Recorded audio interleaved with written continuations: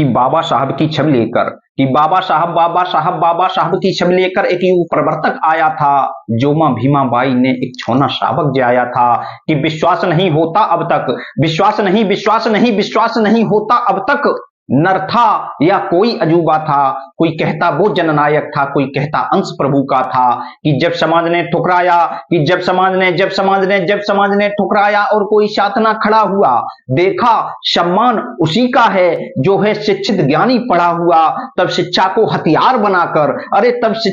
हथियार बनाकर हुआ अग्रसर वो सेनानी। मिले अपमान फिर भी बहुतेरे, नैनों से कई बार बहा पानी। कि 32 डिग्रियां पाई जिसने 9 भाषाओं का ज्ञाता था। अम्बेडकर नाम मिला जिसको भारत का भाग्य विधाता था।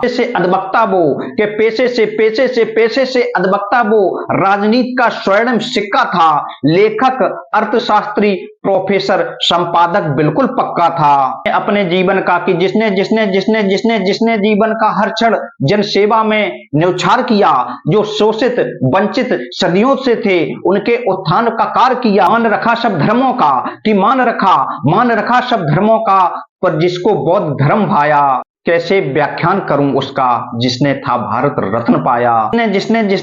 जिसने मानवता से छुआछूत और जातिवाद का भेद मिटाया। मौलिक अधिकारों के साथ साथ समता का अधिकार दिलाया। कि जिसने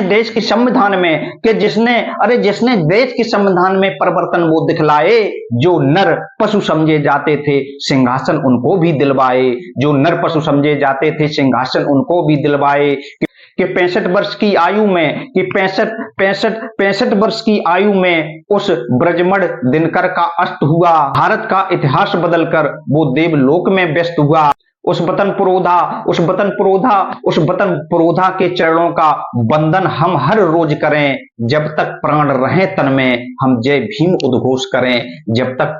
तन में हम जय भीम उद्घोष करें। भारत रत्न बाबा साहब डॉक्टर भीमराव अंबेडकर की 135वीं जयंती पर आप सभी देशवासियों को बहुत बहुत शुभकामनाएं एवं बधाइयां।